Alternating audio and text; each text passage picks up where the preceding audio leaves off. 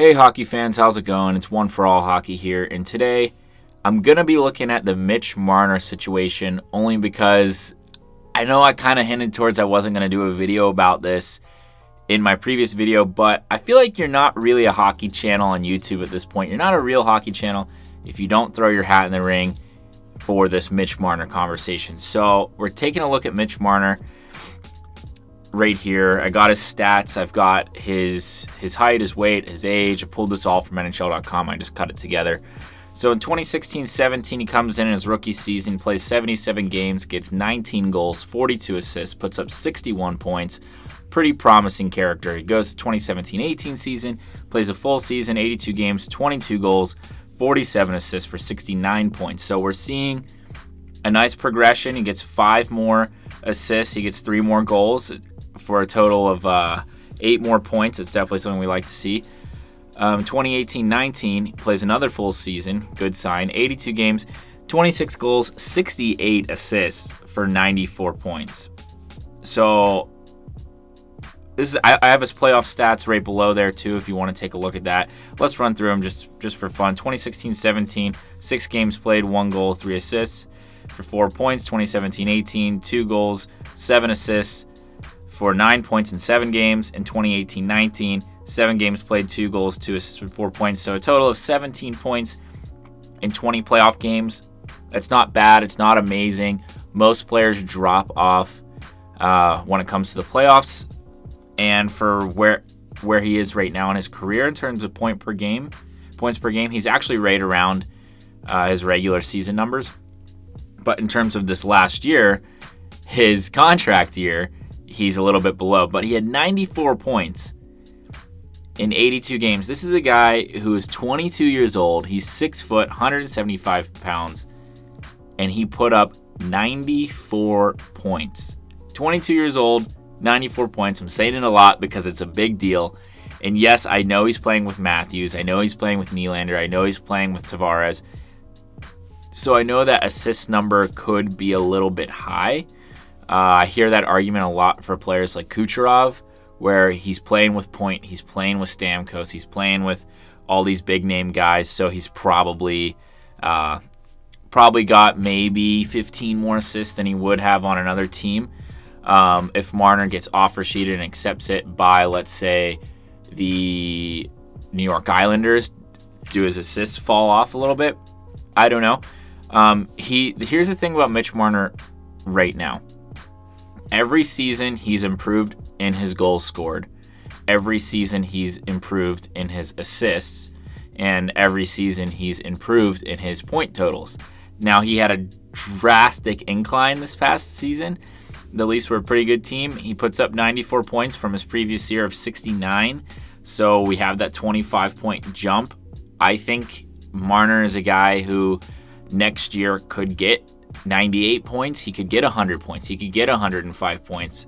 Or he could fall back maybe around that 24 goals, 50 assists, maybe 75-point mark or something like that. I don't know. We'll see. But we're taking a look here. Mitch Marner, these are all for this year, just this past year. He was 16th overall in goals created. So these are your goals that you're generating, maybe not just in assists. Kind of an advanced stat. You can look into it for yourself. But he's in elite company. He's right up there, right above Artemi Panarin. Do you give him more money than Panarin? I don't know. He's a younger player. I hear that argument a lot. He's a younger player. He's younger this. Maybe whatever. Guys getting paid more than veteran players because they're younger. Do you use that argument? He's up there ahead of Pastrnak. He's up there ahead of Mikko Rantanen, DeBrincat, Jake Gensel, Jonathan Toews there at the bottom's a little bit cut off. He's right around the same wheelhouse of guys as a Mark Scheifele, Jonathan Huberdeau, Alexander Barkov, Johnny Gaudreau, Braden Point, and even Sidney Crosby. So he's top 20 in the league for goals created, definitely in some elite company there. Now we're going to assists, and this is per game. Per game assists, 0.83, 6th in the league, in some elite company right there around the likes of Blake Wheeler, Connor McDavid, Sidney Crosby, Brent Burns, Brad Marchand, Patrick Kane, Taylor Hall, Erik Karlsson, Claude Giroux, Johnny Gaudreau, the list goes on. He's right up there in that elite company. The only person he's maybe not in this conversation with is Nikita Kucherov. I don't know. Probably Connor McDavid because he has way worse teammates and still has a higher assists per game and much higher at that. I don't know. And Nikita Kucherov is kind of an exceptional example because of the season he just had. Who knows if he falls a bit back down to earth next year or if he keeps his production up. We'll see. Same could be said for Marner.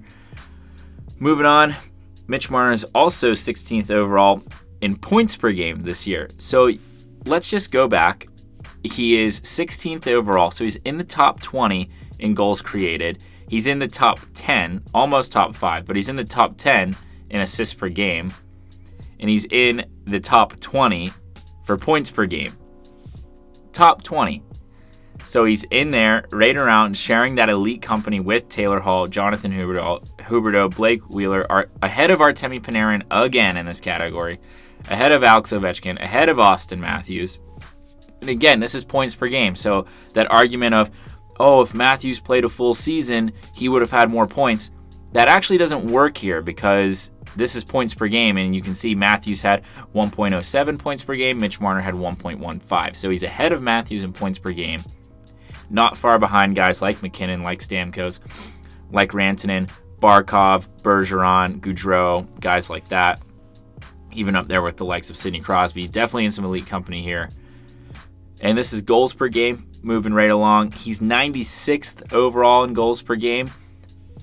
However, he's definitely still in some elite company. We look at a lot of these guys.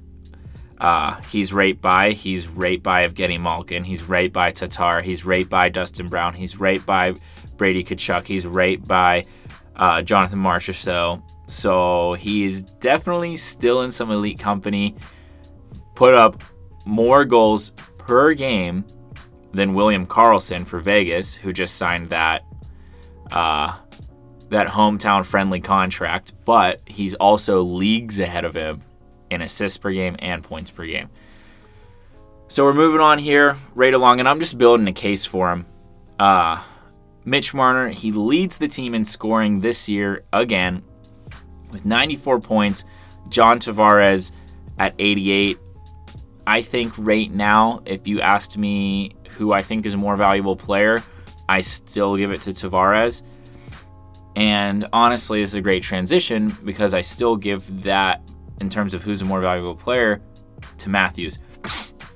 And here's why, and I think most people agree, so I won't spend a lot of time on it. Marner is a playmaker, and he's also a winger. Marner's a playmaker. He's also a winger. Guys in the NHL tend to get paid more money for their goal-scoring abilities than they do for their playmaking abilities. Not by much, but it is by a little bit. Let's say, I think a really good way to put it is, and this isn't the way it is at all, but let's say for every 10 goals you score, you get $1 million a year. For every 10 assists you have, you probably get $0.8 million a year. So they're valued just a little bit less, but not by much. And on some teams, depending on their situation, they might need a guy to set up a player like an Ovechkin. So that Backstrom-Ovechkin deal is really valuable. You might need a guy to set up a Line A. You might need a guy to set up a John Tavares, which is kind of what's happening here with Mitch Marner. You might need a guy to set up an Austin Matthews. And that's why Mitch Marner is so valuable to this Leafs team in particular. However, Austin Matthews signs that huge contract. John Tavares signs that huge contract. John Tavares gets, 11.6, something like that, maybe a little more or less. I don't remember what it is. Matthews gets whatever. Does that mean that Marner should demand that? I don't know. It boils down to what you prefer, what you need on your team. I'm looking at a Leafs team that is maybe lacking a little bit in playmaking if they lose Marner, and maybe not so much so in goal scoring. These guys, like if Austin Matthews plays a full season, we can expect that 37 goals he scored to probably be more accurately around 45, maybe even 50, dare I say. But if you ask me, this is where that William Nylander contract really starts to nip you in the ass if you're the Leafs GM, Leafs management, just Leafs organization in general. He put up, he's not even on this list because he put up 27 points in 54 games I know he had a great showing recently at Worlds, but I don't know. I don't see how you can fork over such a large contract to a guy like a William Nylander. And of course, watch, I'm going to say this, and Nylander's going to score 100 points next year. I doubt it, but watch that happen. How do you lock up a guy like William Nylander before a guy like Marner? And I know you have to lock him up, but how do you lock him up for that much money? How don't you leave a little bit on the table? How don't you risk William Nylander maybe walking away? And here's my argument for that. And we can go down this rabbit hole, but I'm going to keep this part short as well. William Nylander is a replaceable guy. He is 100% replaceable. There are a lot of players in the league comparable to William Nylander.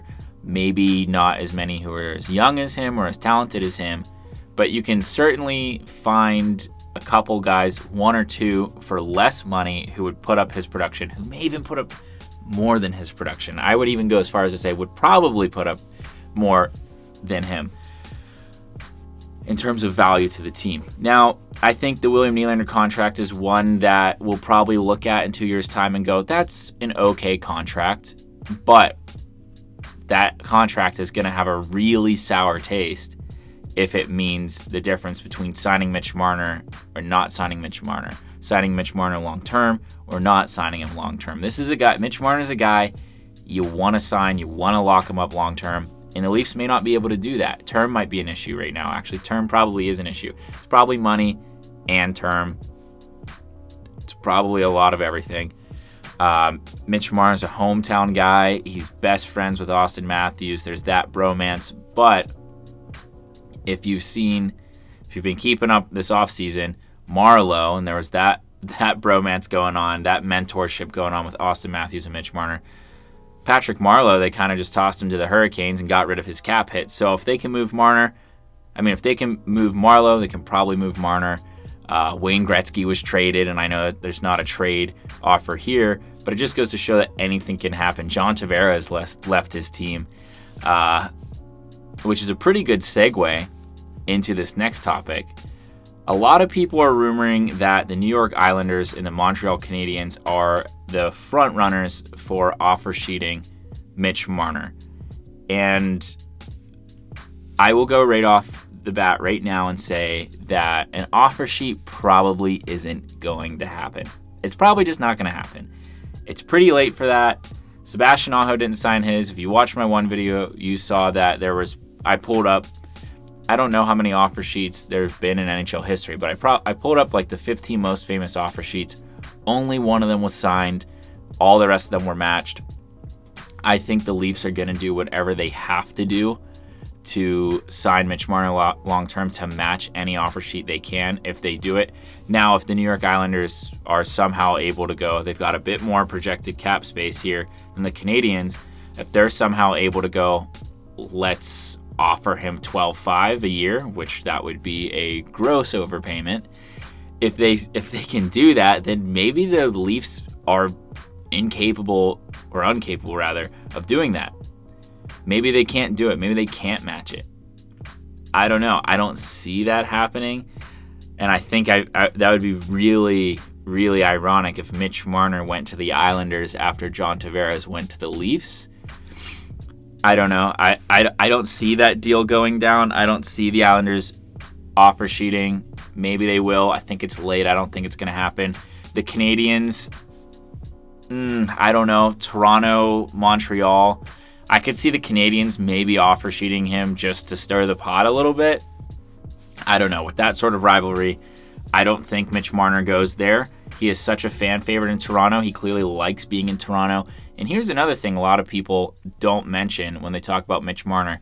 Mitch Marner is one of those players. He's one of those rare players who, and I can't think of very many other examples in the NHL because the NHL isn't very good at marketing his players. But Mitch Marner is a very, very, very marketable player. He's a young, good-looking guy who's really good with the press, really good with the fans. The fans love him. He's good for the community. And that, honestly, adds a little bit of value to your team. I know if I'm an organization looking at Mitch Marner, I definitely consider that a little bit. Maybe he gets a slight pay raise because of that. I don't know. What do you guys think of it? What do you think Mitch Marner is worth? I kind of want to talk about that just to taper off the end of this video in that discussion. What is Mitch Marner worth? I don't know. I look at someone pretty comparable like a Sebastian Aho, who just signed for 8.5 in Carolina, or 8.45, basically 8.5. Does that make Mitch Marner worth 8.45? Does that make Marner worth 9.5? I think a really healthy contract for Marner would be a contract that carries an average value of, I don't know, 9.5. I think if Aho gets 8.5, and yes, he's taking a bit of a discount. If Aho gets 8.5, I think Marner gets 9.5. I think maybe even just 9, maybe 9.25, something like that. And I know you're splitting hairs at those a couple $100,000s a year difference, but that does add up across 20 players or so. It ends up being a couple $1 million that you may not have in cap space versus having it. I don't know. I think I like Marner at 9.25. He doesn't score enough goals for my liking. He hasn't cracked 30 goals. I don't know. I know he just almost put up 70 assists, but he is, like I said, he is playing with a lot of goal-scoring teammates like Matthews, like Tavares, who they're going to put in, if they're healthy, they're going to put in nearly 50 goals a season. So you're going to have a lot of assists when you play with guys like that. I think if you slot a couple other notable playmakers on the Leafs, they would probably up in their production value in terms of assists as well. That's not detracting from Marner. I'm just saying you got to consider it. I don't think Nikita Kucherov puts up 130 points if he plays for the Islanders or the Blue Jackets or a team like that. I don't know. And I think if Connor McDavid played in Tampa, just to make the argument, I think he puts up 150 points maybe. You never know. These are guys, your teammates, your line mates definitely 100% do make a difference. And Marner's line mates in Toronto have been pretty good. However, I will point out, if you go back, and I've been following the Leafs a little bit. If you go back to... Oh, I don't have it pulled up. Wait, yes, I do. If you go back to the 2016-17 season, he put up 61 points, and there were times in that season where he was playing on the fourth line, and he was playing on the third line. Even the 2017-18 season, he was playing on that third line a little bit. So, I don't know. I think Mitch Marner's production, I think he's right around a 75 to 85 point player who's going to score you 25 to 30 goals. Even though he hasn't scored 30 goals yet, I see him probably doing that at some point in the future. I think definitely a bona fide 20 goal scorer, 50 assist player. Seems to be right around there. Panarin just got $11.6 million, something like that. Did he get 11.6? He got 11. He got over $11 million, which is insane. Panarin is not worth 11.6. He's a fantastic player, but Panarin hasn't even put up 90 points yet. Marner's put up 90 points and is what?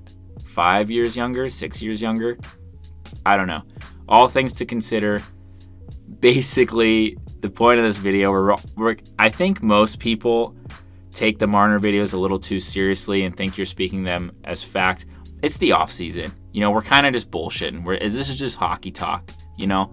We're just bullshitting. We're all just throwing around our stupid opinions.